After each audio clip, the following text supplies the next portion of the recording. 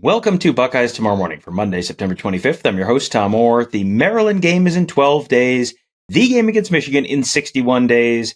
Yes, 12 games, 12 days to the next game means it is, in fact, Ohio State's week off. That just means there's a little more time to talk about the previous game, and oh boy, is there a lot to talk about the previous game. Buckeyes have a almost, not quite, almost walk-off win, 17-14 over Notre Dame at Notre Dame Stadium. One of the great finishes in Ohio State football history. There was a ton to talk about that after the game. Hopefully you guys get a chance to listen to the, I think it was roughly 2.5 hours of post-game show that we did after the game. But we also got a chance to talk to Ryan Day, Kyle McCord, Chip Trayanum after the game. Lots to talk about there, about that last drive, that last play. I mean, the whole rest of the game was interesting too, but man, the last minute and a half or so of that game is going to go down in Ohio State football history. There's a lot to talk about. There was also a lot to talk about after the game, about what happened after the game. That was Ryan Day on the field. Normally, the post-game on-field interview is a little bit of a pro forma affair, and it's you got a little bit of excitement here and there, but it's pretty bland. Not the case on Saturday night in South Bend. Ryan Day kind of went off about some comments by former Notre Dame head coach Lou Holtz, questioning the team's toughness, and he was not the only one. Holtz was the one that kind of got called out by name, but there were plenty of other people who were kind of doubting Ohio State going into that game. A lot of people picking against Ohio State coming into that game. Ryan Day, after that game, he felt like they answered some questions on Saturday. It was brewing for a couple days. Again, I said it earlier, I'll say it again. A lot of people took a lot of shots at this team over the last 48 hours, and it really hit home to me. And, the way that our team played, not only did we physically get after these guys last year, but we did it again here at the end of the game. And I think it says a lot about this team. And I'm really upset and disrespected by what Lou Holtz said publicly about our team and Ohio State and BuckeyeNation. And we're not going to stand for that, because that's not even close to true. We had one bad half a couple years ago up in Ann Arbor. We did in the second half. But every game we play in, we're physical. We are. I don't know where that narrative comes from, but that ends tonight. This team right here showed toughness. They showed grit. They didn't give up, and they found a way to get that last yard. And I'm sick over those short yardages that we didn't finish, but that's the game. And the last matchup game we were one play short. This play, we finished it the right way, and I'm really proud of our team. The last drive for Ohio State ended up in the end zone with 1 second left of the game, but the drive before that one ended up in the red zone, but ended on a 4th and 1 play where they ran an end around to Emeka Egbuka into the boundary. That was a curious choice, given all the other options that were available to them at that moment. So why was that? What made that the play call in that moment for them? Yeah, we didn't get it the one before, and I'm really upset about that. We got to get that yard. And then on that play in particular, we got the look that we wanted, and we got 3 for 3 right there, and we thought that we could knife it in for 1 yard because, when they're inside playing defense, there's an opportunity to get the ball outside. We didn't do it.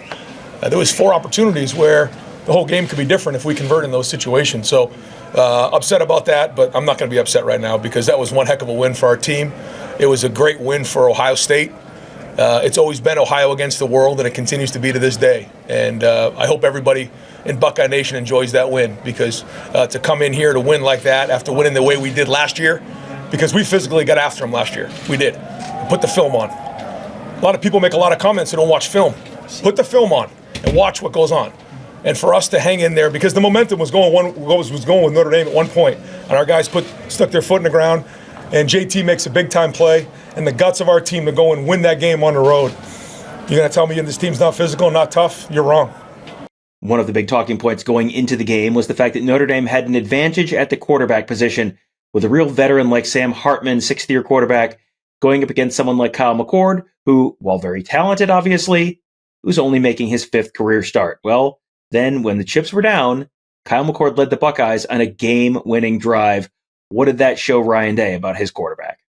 You judge a quarterback on 3rd down, the red zone, in 2 minutes.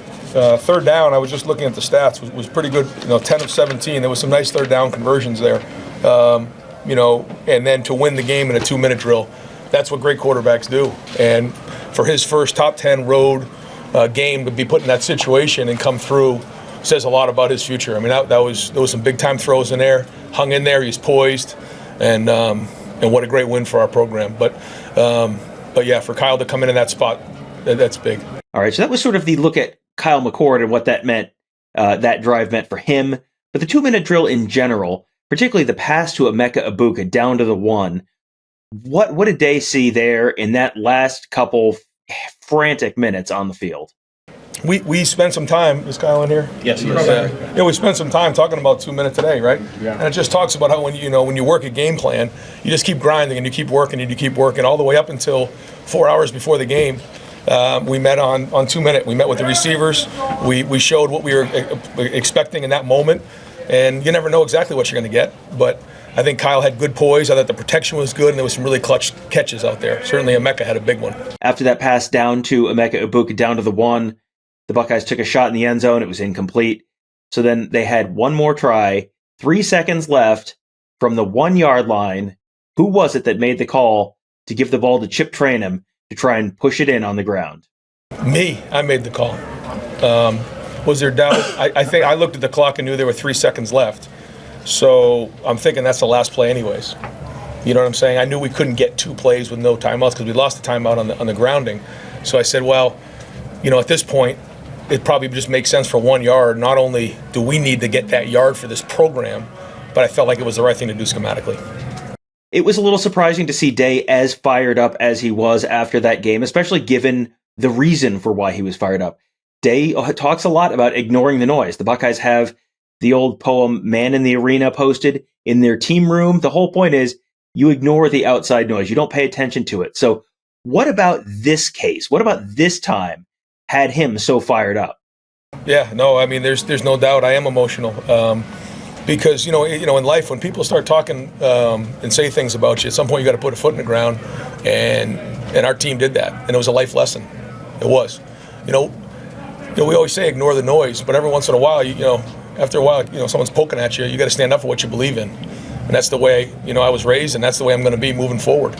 And I got a bunch of guys in there that I love, that I work with every single day. And to hear some of the things that were said, I mean, I get Ohio against the world, but we needed to go play like that today. We needed to win like that to stop that narrative that's going on out there, because it's not true. And to win like that, the way we did, I think it's going to do that. Did that have something to do with that last call? Is anything else? Yes, 1,000%. And I think it's going to go down and as one of the big wins in Ohio State history. I mean, it's one of the clutch 4th down comebacks on the road in a top 10 environment. And then, we had this home and home with Notre Dame to go 2-0. Says a lot about this team. Now on to quarterback Kyle McCord and some of his thoughts after the game.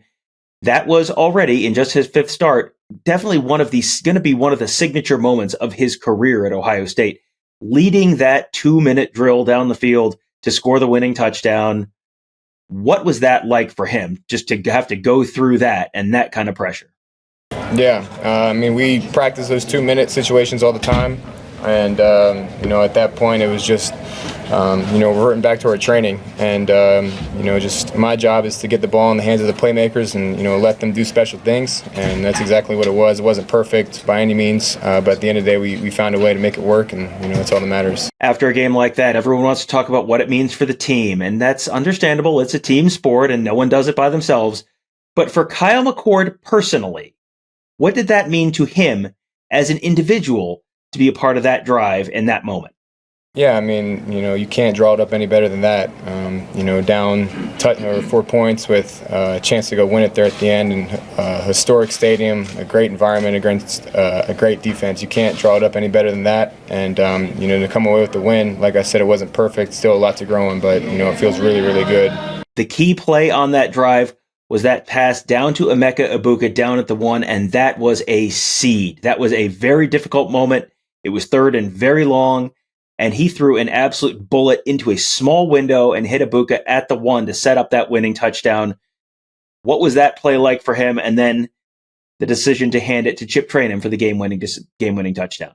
The play call that I ended up throwing to Mech, like Coach Day was saying, Marvin obviously draws a lot of attention, and they were playing soft defense, and Mecca did a great job just kind of feeling the zone, and at that point you're just playing backyard football, just giving your guy a chance to go make a big play, and that's exactly what he did. And then you're talking about the run, like Coach Day was saying, the narrative around us is that we aren't tough, and I don't know how else you would want to draw it up, last play of the game, a top 10 opponent, no timeouts, 3 seconds left. It's either we get that yard and win, or we don't get that yard and lose. And I think that says a lot about the boys up front. I know they're tired of hearing that narrative too. And I think it's just all crazy how it all came together like that. It feels like for a lot of the reporters covering the team, seeing Ryan Day that fired up is a little out of the ordinary. Kyle McCord obviously spends more time with Ryan Day than we do, so was that maybe more fired up than you typically see Ryan Day, even if you're someone like Kyle McCord who sees him all the time behind the scenes? Yeah, no, I think that's definitely the most animated I've ever seen him, and rightfully so. People were taking shots at him, taking shots at the team, and that weren't true. And I think we did a good job of just kind of staying quiet, but that was definitely fuel to fire. I'd be lying if we said that that didn't bother us. And I think we came out here, and I think we proved a lot of people wrong. But the bigger thing is I think we proved ourselves right. And now on to Chip Trayanum. What was that like? Getting your number called to go out on the field with 3 seconds left and be the one to get the ball and get the handoff and try and win this game. It was definitely a rush just to hurry up, get on the field, get the play call, and just get lined up and ready to go. But yeah, it was just getting fast and executing just because, I had confidence in the play, and I knew my teammates had confidence in me. So the play on the field was initially ruled a touchdown, but then they sent it upstairs for video review. So was Chip Trayanum kind of sweating that out as they were making that decision? Was there any doubt in his mind that he had really gotten in? No, I knew I was definitely in. It was close. But as a running back, you live for runs like that. The nitty-gritty runs, the runs where you're fighting with your body to stay up, making sure nothing touched. So, you definitely practice that and you envision that as a running back. But, man, God is great. This feeling, it's still surreal, but it's definitely a good Buckeye win to go into the bye week. Trainum's journey to Ohio State has been a little bit circuitous. A kid from Northeast Ohio. Ohio State wanted him to maybe be a linebacker if he came to Ohio State. He wanted to be a running back, so he went to Arizona State for a few years, then came back to Ohio State to be a linebacker, and then got moved back to running back last fall when the Buckeyes had a whole bunch of injuries in that room. Now, to have that kind of moment as a running back at Ohio State for his home state team, what did that moment mean for him personally? It means a lot, like I said, and it just echoes the confidence that my teammates and my coaches have in me just to, give me the ball with the game on the line like that, just to keep our season dreams alive really at the end of the day. So it means a lot that they have confidence like that in me, and I just knew the job had to be done. Simple as that. We always preach one play, 1 yard, and toughness and fight, and I believe that, that one play sums it all up. Well, it is a week off for the football team this weekend. It is not a week off for us at BuckeyeHuddle.com. We're going to have a whole bunch more coverage of that big win over Notre Dame. A little bit of stuff looking forward at, okay, they won. That was good. What do they still need to work on? Where do they still need to improve? What might be challenges coming in the next few weeks? There's going to be a lot of stuff to talk about. There's also a bunch of stuff going on in recruiting. There's a bunch of stuff going. We're going to be talking to some of our schematic guys about some of the stuff that we need that happened during that game. Some of the big moments for good. Some of the big moments for bad. We're also going to talk about the defense. We didn't talk about the defense at all today. Don't worry. We'll get to the defense. There was just, when the game ends on offense, you end up talking about offense a little more, but there's a whole bunch to talk about on the defensive side of the ball as well. So we'll be talking about all of that at BuckeyeHuddle.com and, of course, on all of our podcasts. You can find those wherever you find your podcast. Just search Buckeye Huddle to find all of them. Buckeye Weekly, Big Knee Kickoff, Skull Session Podcast, Buckeyes Tomorrow Morning, obviously. You can find them all just by searching Buckeye Huddle. So make sure you do that. And then also make sure you check out our YouTube channel at youtube.com/Buckeye Huddle. We just passed 15,000 subscribers over the weekend with that marathon live show. That was pretty exciting. So appreciate everyone who is, wherever you are consuming our content, we appreciate it. And would appreciate it if you'd share it with a friend as well. Help get the word out. If you enjoy it, we're going to guess your friends will enjoy it as well. So that will do it for today. Thank you guys all for joining us. Have a great day. We'll talk to you tomorrow.